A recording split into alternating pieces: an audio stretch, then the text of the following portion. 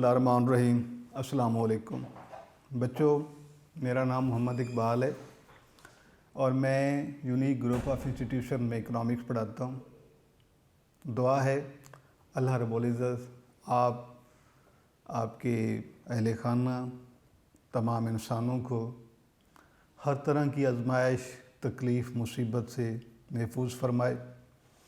और ख़ासकर ये जो मौजूदा हालात जिसमें हम पूरी दुनिया कोरोना वायरस का शिकार है, तो अल्लाह रब्बुल इज़्ज़त से दुआ है कि अल्लाह अपने खुसूसी फ़ज़ल व करम से हमें इस वबा से महफूज रखे। और इसमें कुछ एहतियाती तदाबीर भी हैं, कुछ इससे बचाव के इक़दामात भी हैं जो कि आपको social media, government, print media, electronic media एक तवील अरसे से बता रहे हैं। तो आप लोगों का ये फ़र्ज़ बनता है कि अपनी हिफाजत के लिए, अपने अज़ीज़ व अक़ारिब की हिफाजत के लिए, पूरे माशरे की, पूरी दुनिया की हिफाजत के लिए आप इन तदाबीर को स्ट्रिक्टली फ़ॉलो करें, इन पर कारबंद रहें और ये चीज़ हमारे फ़राइज़ में शामिल है। तो आगाज़ करते हैं बेटे इस दुआ के साथ कि अल्लाह हम सब को अपनी अमान में रखे। ऑनलाइन क्लासेज में इकनॉमिक्स फ़र्स्ट ईयर में हमारा चैप्टर डिमांड का हमने शुरू किया हुआ था। लास्ट लेक्चर में भी आपको बताया था कि इस चैप्टर में हमने क्या क्या पढ़ा है। इसमें बेटा जो हमारा रिसेंटली टॉपिक चल रहा था वो था elasticity of demand. Elasticity of demand, तलब की लचक, ये हमारा टॉपिक था, तलब की लचक। ठीक है, तलब की लचक का मतलब ये है कि when there is change in quantity of demand due to change in price. जब प्राइस के चेंज होने से क्वांटिटी ऑफ डिमांड चेंज होती है, तो इसका मतलब ये है कि there is elasticity in demand. और इलास्टिसिटी के बाद हमने इसके स्टेजेस हमने बात की थी, more elastic, less elastic, zero elastic, infinite elastic. और लास्ट का जो हमारा लेक्चर है उसमें हमने इसका पहला कॉन्सेप्ट मोर इलास्टिक डिस्कस किया था। आज हम इंशाअल्लाह उससे आगे पढ़ेंगे इसको। एक तो हम इसमें बात करेंगे आज कि इस इलास्टिसिटी ऑफ डिमांड के जो बाकी कॉन्सेप्ट हैं उस पे हम आज बात करते हैं। इसके हवाले से मैंने बेटे आपको 4 की पॉसिबल फॉर्म बताई थी। मोर इलास्टिक, जो कि हमने इससे पहले कंप्लीट कर लिया है। अब हम बात करेंगे लेस्ट इलास्टिक डिमांड की, कम लचकदार तलब पे हम बात करेंगे। उसके बाद बेटे अगला हमारा जो कॉन्सेप्ट है वो ज़ीरो इलास्टिक की बात करेंगे। ज़ीरो इलास्टिक डिमांड, तलब की सिफर लचक। और तीसरा कॉन्सेप्ट बेटे हम बात करेंगे इनफिनिट इलास्टिक, या इसको हम अनलिमिटेड भी कहते हैं।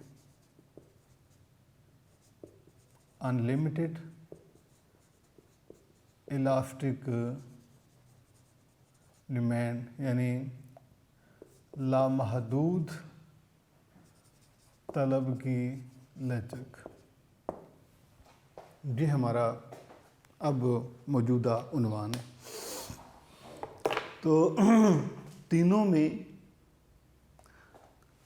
चूँकि ये लास्ट लेक्चर में भी हमने डिस्कस किया था कि ये एक्सपेंशन एंड कॉन्ट्रैक्शन कैटेगरी में आता है। जब भी डिमांड में चेंज प्राइस की वजह से होती है, बढ़ेगी तो एक्सपेंशन, कम होगी तो कॉन्ट्रैक्शन। तो इसमें भी बात प्राइस के हवाले से हो रही है। तो पहला कॉन्सेप्ट हम यहाँ पे पढ़ते हैं और वो बेटा है लेस इलास्टिक। पहले आप उस फंक्शन को देखें, डेल्टा पी और delta Q D, quantity of demand. जैसे कि मैंने आपको पहले बताया था कि ये इंडिपेंडेंट वेरिएबल प्राइस और ये डिपेंडेंट वेरिएबल है क्वांटिटी ऑफ डिमांड। अब क्वांटिटी ऑफ डिमांड का जो रेस्पॉन्डिंग बिहेवियर होता है, जो स्टेटस होता है, वो नेचर ऑफ इलास्टिसिटी को डिफाइन कर रहा होता है। अगर डिमांड रिस्पॉन्स में ज़्यादा रेट से बढ़ेगी तो मोर इलास्टिक, कम रेट से बढ़ेगी तो लेस इलास्टिक, और अगर नहीं मतलब ये चेंज होगी तो ज़ीरो इलास्टिक, और सेम प्राइस पे ये चेंज होती जाएगी तो अनलिमिटेड इलास्टिक उसे कहा जाता है। अब हमने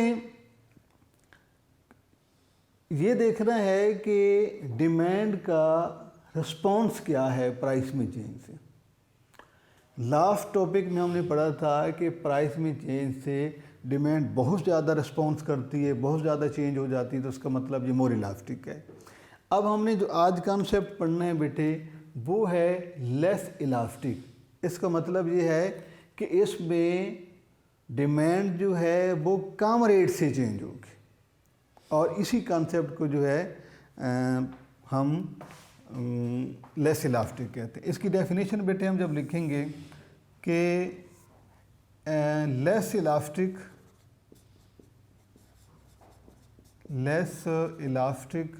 demand refers the situation when there is less proportional change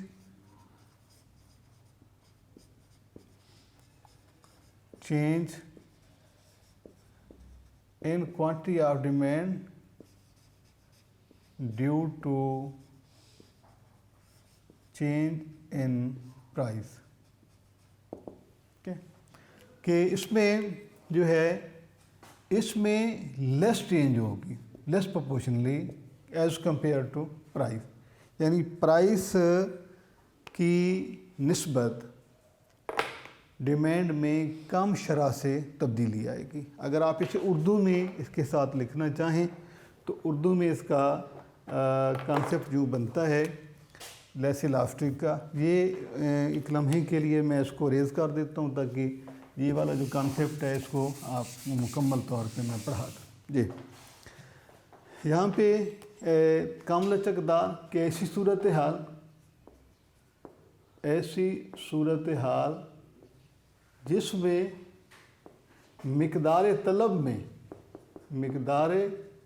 तलब में तब्दीली कीमत में तब्दीली से कम शरह से होती है। आप ये भी लिख सकते हैं, या इसको आप यूँ भी लिख सकते हैं कि जब कीमत ज़्यादा शरह से तब्दील हो ते बदले, जबकि मिकदार तलब कम शरह से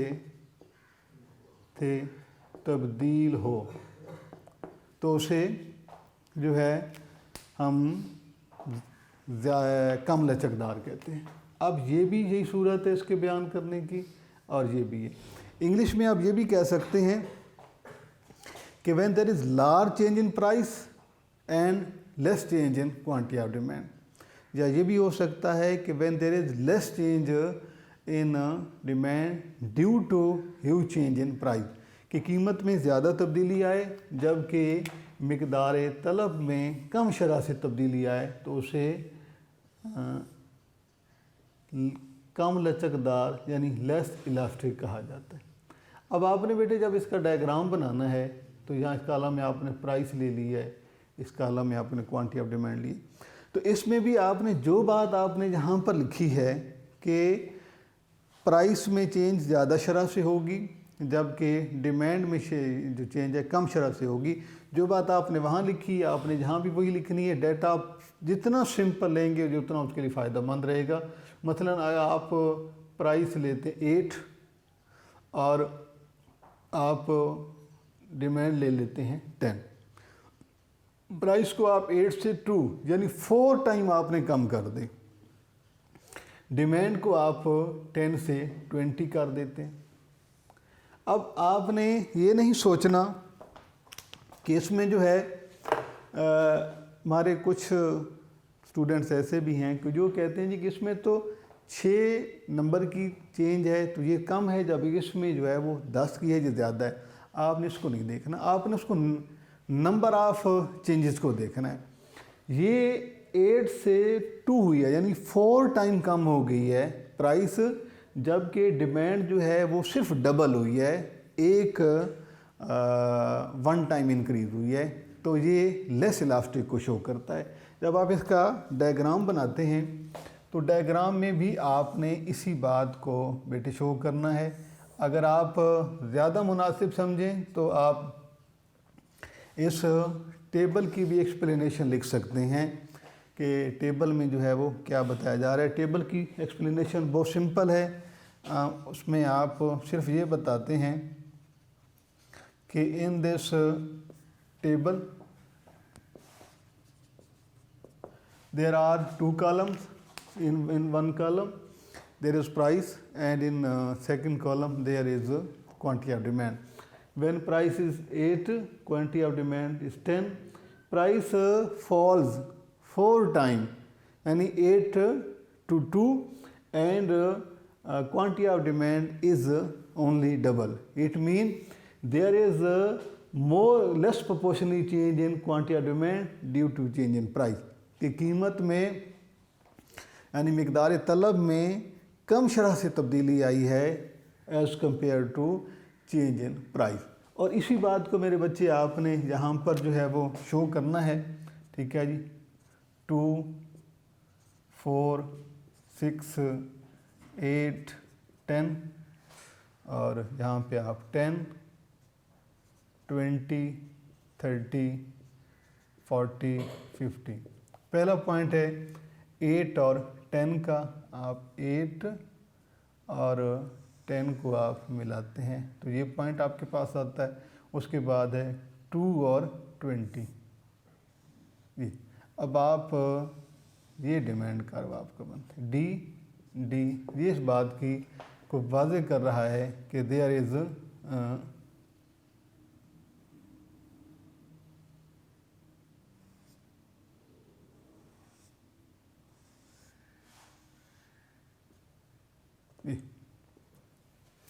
ये लेस इलास्टिक डिमांड कर्व को शो करता है कि पहला पॉइंट जो है इसका ए आपने ले लिया, दूसरा बी ले लिया। जब आप इसकी एक्सप्लेनेशन लिखते हैं तो यहाँ पर आपने चूँकि क्यूडी प्लॉट की है, इस कॉलम पे आपने एक्स एक्सिस है, वाई एक्सिस पे प्राइस है, एक्स एक्सिस पे क्वांटिटी ऑफ डिमांड है।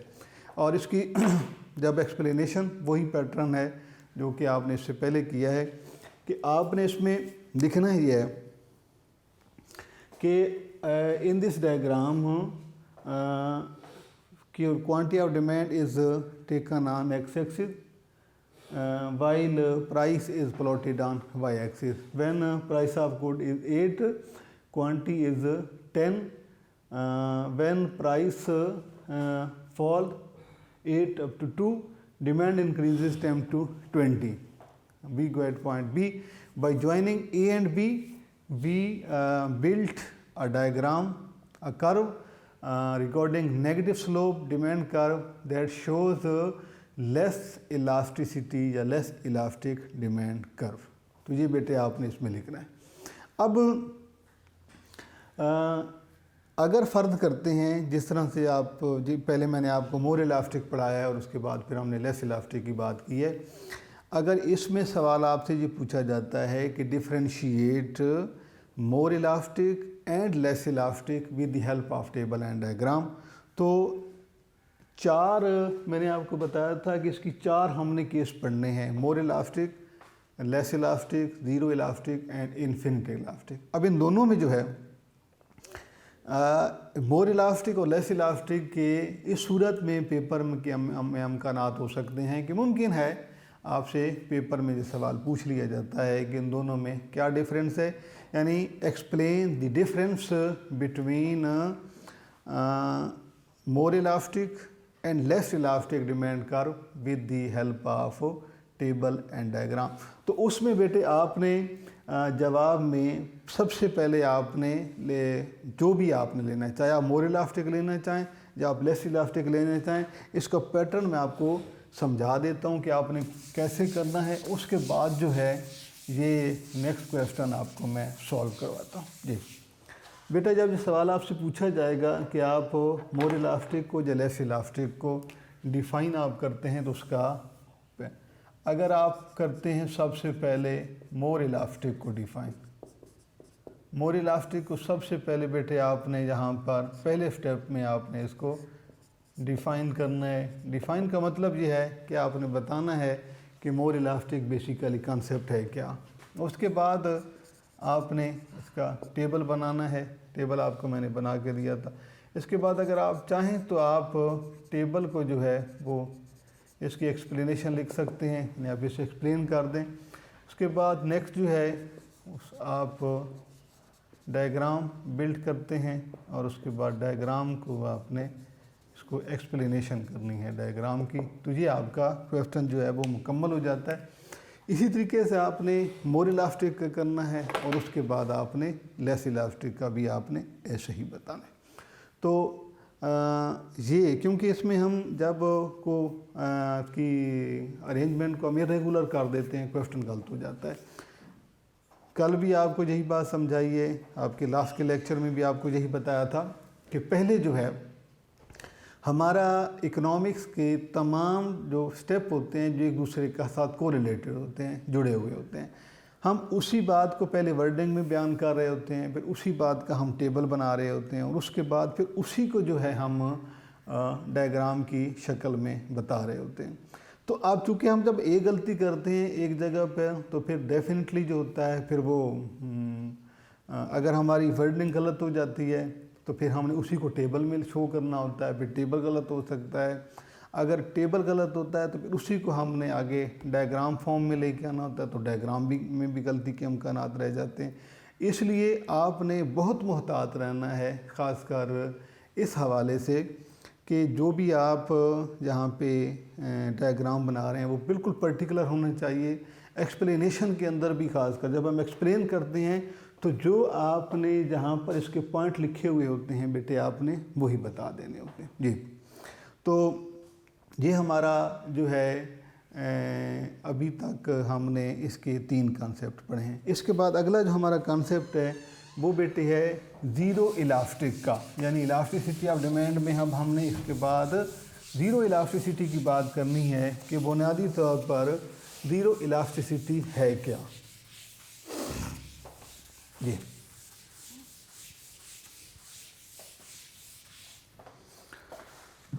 Zero elasticity of demand.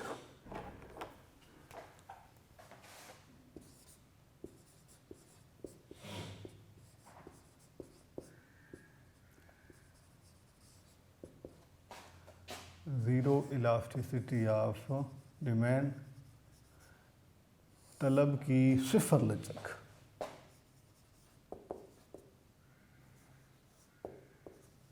सिफर लचक जी, इसमें जो है आपने जिस तरह से आपको इस वर्ड से भी अंदाज़ा हो जाएगा, सिफर लचक का मतलब होता है नो इलास्टिसिटी।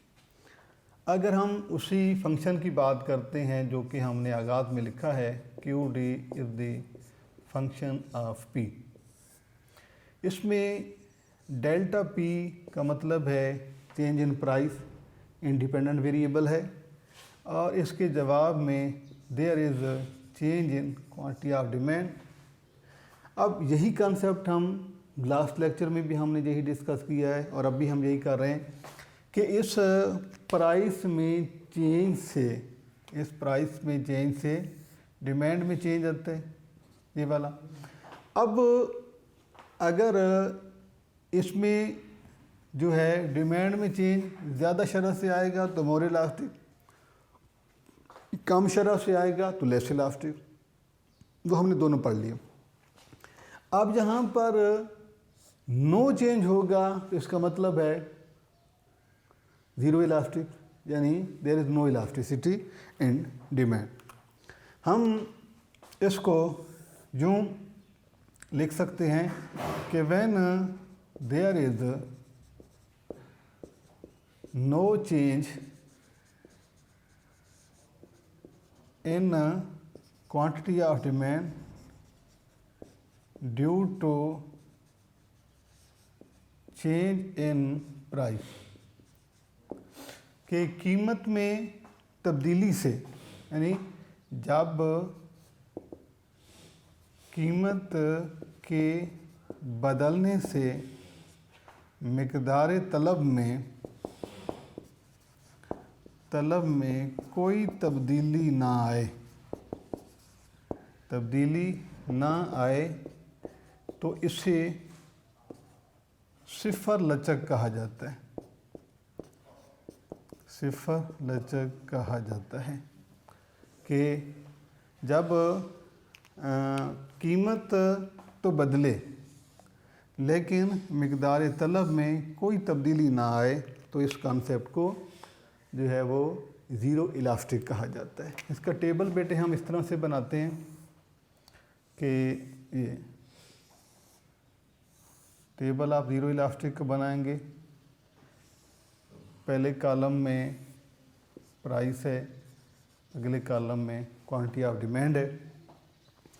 प्राइस आप 10 पे 20 ले रहे हैं, फिर आप उसी जो है आप 20 पे भी वही 20 ले रहे हैं, प्राइस 30 हो जाए तो भी 20 है। इसका मतलब है there is no change in quantity of demand due to change in price, के कीमत में तब्दीली से जो है मिक़दार तलब में कोई तब्दीली नहीं आई तो इसे ज़ीरो इलास्टिसिटी ऑफ डिमांड कहा जाता है। अब चाहें तो आप इसे इसकी एक्सप्लेनेशन भी लिख सकते हैं, जैसे कि आपको मैंने पहले बताया है कि इसकी एक्सप्लेनेशन में आप लिखेंगे तो in this table shows the zero elasticity of demand mean at different stages of price there is no change in quantity of demand, कि प्राइस में मुख्तलिफ उसकी जो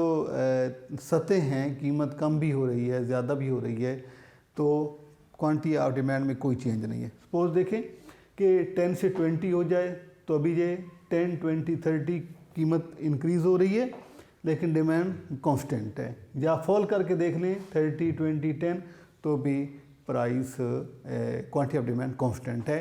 तो this shows there is zero elasticity in demand. इसके बाद हम इसको डायग्राम फॉर्म में लेके आते हैं। ज़ीरो एक्स एक्सिस के बाद वाई एक्सिस, और वाई एक्सिस पे हम प्राइस को प्लॉट करते हैं, एक्स एक्सिस पे क्वांटिटी ऑफ डिमांड को। Price 10, 20, 30, 40, price 10, 20, 30, 40। बेटे इसमें आप ये देखें कि प्राइस जब 10 है, 10 प्राइस पे भी डिमांड 20, ये पॉइंट 20 प्राइस हो जाए तो भी डिमांड वही है, 30 प्राइस हो जाए तो भी वही है। यानी इसका पहला पॉइंट जो है ए बी सी, अब ए बी सी को ज्वाइन करने से ये डिमांड कर्व जो है वो parallel to Y axis, parallel to y-axis. This shows there is no change in quantity of demand due to change in price, ये वाली जो। अब इसके बाद जब आप इसके आपके आप एक्सप्लेनेशन की बात करते हैं, क्योंकि एक्सप्लेनेशन जो है ये इकोनॉमिक्स के हर डायग्राम की ज़रूरी होती है। जब आप इस एक्सप्लेनेशन लिखेंगे तो इसमें आप लिखेंगे कि in this diagram price is taken on y axis while quantity of demand is shown on x axis. This diagram shows that there are different stages of price level.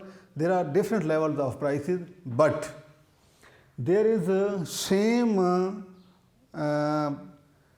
status या same the constant demand curve.